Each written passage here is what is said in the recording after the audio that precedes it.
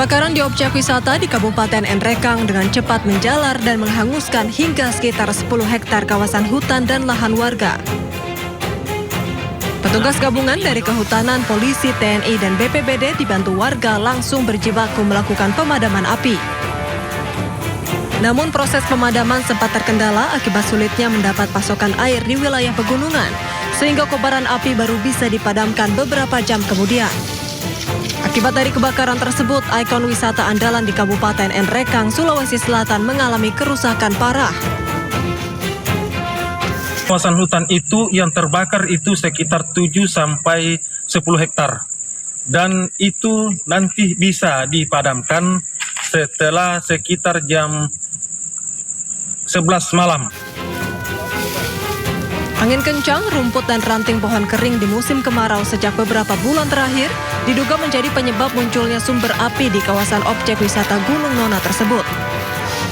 Masyarakat pun diimbau untuk menghindari melakukan pembakaran saat berada di lahan, mengingat saat ini terjadi kemarau panjang akibat fenomena El Nino yang membuat suhu panas meningkat. Dari Nrekang, Sulawesi Selatan, Jufri Tonapa, iNews melaporkan. Sementara itu pemirsa, kebakaran hutan dan lahan juga terjadi di Sulawesi Selatan dan nyaris menjalar ke permukiman warga.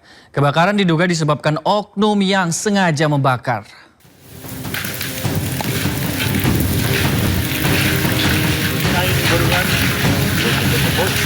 Kebakaran hutan dan lahan terjadi di Kota Parepare, Sulawesi Selatan pada Selasa malam.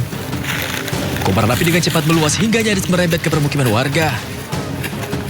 Lokasi kebakaran lahan dan permukiman warga yang berdekatan membuat warga panik dan langsung berjibaku memadamkan api dengan alat seadanya. Angin kencang serta area kebakaran yang luas membuat pergerakan api sulit dipadamkan.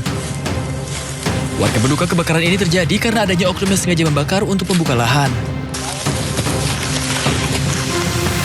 Beruntung api berhasil dipadamkan setelah petugas gabungan Damkar dan Brimob Batalion B pelopor tiba di lokasi kebakaran. Dari Parepare, Sulawesi Selatan, Erwin Eka Pratama, iNews melaporkan. Kebakaran hutan dan lahan di Sampit, Kabupaten Kota Waringin Timur, Kalimantan Tengah kian tak terkendali. Hingga Senin malam 24 Agustus 2026 pukul 21 waktu Indonesia Barat, pemirsa, petugas mencatat terdapat sebanyak 19 lokasi kebakar di waktu bersamaan.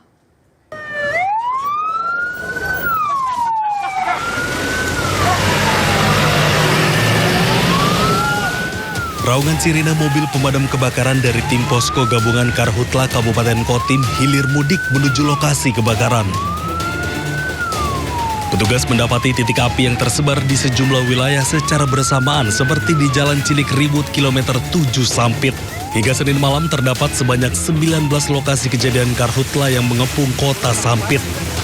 Data BPBD Kotim per 24 Agustus 2026 ada 451 lokasi kejadian, lahan terbakar 1.460 hektar lebih, dan hotspot sejak Januari hingga sekarang 7.893 titik. Berapa itu ada 2 sampai 3 itu jauh dari pemukiman termasuk yang sekarang. Kalau yang lain itu rata-rata dekat pemukiman. Nah kemudian hotspot sampai dengan hari ini totalnya lebih dari 7.000-an. Nah jumlah luasan itu kurang lebih 1.400 lebih. Nah kemudian jumlah kejadiannya yang ditangani 450. Sejumlah kendala dialami petugas, salah satunya kendala sumber air yang jauh, keterbatasan selang hingga gangguan pada mesin pemadam. Dari Sampit, Kabupaten Kota Waringin Timur, Kalimantan Tengah, Normansyah, iNews melaporkan. Sementara itu pemirsa, kebakaran hutan dan lahan terus meluas di Palangkaraya, Kalimantan Tengah hingga permukiman warga diselimuti asap. Atas kejadian ini, Polda Kalimantan Tengah telah menetapkan 13 tersangka dalam kasus pembakaran hutan dan lahan.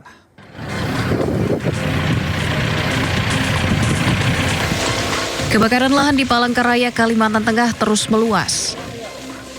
Lahan gambut di Jalan Bukit Palangka 7, Kecamatan Jekan Raya terbakar pada Selasa siang. Kondisi ini menimbulkan kabut asap pekat yang mengancam kesehatan warga sekitar. Kobaran api juga mendekati permukiman di Jalan Bangaris 23 Palangkaraya karena tiupan angin kencang dan lahan kering. Api yang membesar semakin mendekati pemukiman hingga sempat menimbulkan kepanikan warga. Jam 12 itu makin besar. Panik ibu tadi? Ya jelas panik, takutnya rumah sini. Terus nggak ada orang sama sekali. panggil pemadam? Nggak ada, telepon RT. Terus bapaknya kerja tak suruh pulang. Buntut kebakaran hutan dan lahan di Kalimantan Tengah, petugas dari Polda Kalimantan Tengah menetapkan 13 tersangka. Kurang lebih ada 52 kasus yang dilakukan penyelidikan.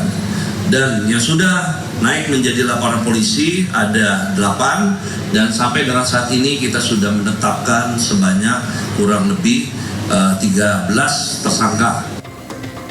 Tidak hanya menangani kasus karhutla yang melibatkan perorangan, Polda Kalimantan Tengah juga menyelidiki dugaan keterlibatan 4 korporasi. Dari Palangkaraya, Kalimantan Tengah, Ade Sata, iNews melaporkan. Pemirsa, kebakaran hutan dan lahan di Sampit, Kabupaten Kota Waringin Timur, Kalimantan Tengah semakin meluas dengan titik api baru yang terus bermunculan. Akibat krisis air, petugas gabungan kesulitan memadamkan kobaran api.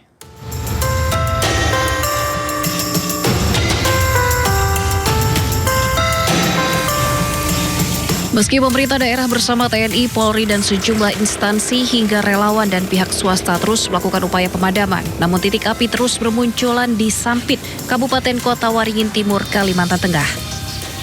Kondisi di lapangan menjadi semakin sulit karena cuaca panas dan angin yang cukup kuat. Selain itu, ketersediaan sumber air untuk pemadaman juga menjadi kendala akibat embung yang telah disiapkan tidak lagi memiliki air. Nah, sekarang kita ada beberapa embung yang sudah sebenarnya kita siapkan, tapi sekarang kondisinya sudah kering, sehingga kami hanya optimal menggunakan ring drain yang ada, sehingga ada jarak yang harus ditempuh untuk mencapai ke titik api. Sementara itu, karhutla yang mengganas dan tak terkendali semakin menyiksa warga. Pasalnya kabut asap kini bisa terlihat selama 24 jam, membuat sesak nafas. Karena ini cukup mengganggu aktivitas dan kesehatan masyarakat juga, termasuk saya sendiri pun kesehatan saya juga terganggu. Suara saya, tenggorokan saya sakit. Seiring dengan bertambahnya titik api di Kalimantan Tengah, kasus infeksi saluran pernafasan juga naik. Kalimantan Tengah mengalami lonjakan tajam hingga menembus lebih dari 70.000 kasus akibat kabut asap dari kebakaran hutan dan lahan. Dari Sampit, Kabupaten Kota Waringin Timur, Kalimantan Tengah, Nurman Syah, iNews melaporkan. Sementara itu, pemirsa, akibat terpapar kabut asap di Kabupaten Banjar, Kalimantan Selatan, 5 anak menjalani perawatan di Rumah Sakit Ratu Zaleca, Martapura. Kelima anak mengalami gangguan infeksi pernafasan akut. Ya pemirsa, kabut asap mengepung wilayah Kabupaten Banjar, Kalimantan Selatan berdampak pada kondisi kesehatan warga. Di Rumah Sakit Ratu Zaleca, Martapura, 5 pasien anak-anak dirawat karena mengalami infeksi pernafasan akut. Sejak awal Agustus, pemirsa, rumah sakit ini telah merawat sedikitnya 10 pasien anak-anak dirawat karena gangguan ispa akibat terpapar kabut asap. Sementara 17 pasien anak menjalani berobat jalan. Selain kesulitan bernafas, pasien anak juga mengalami demam tinggi.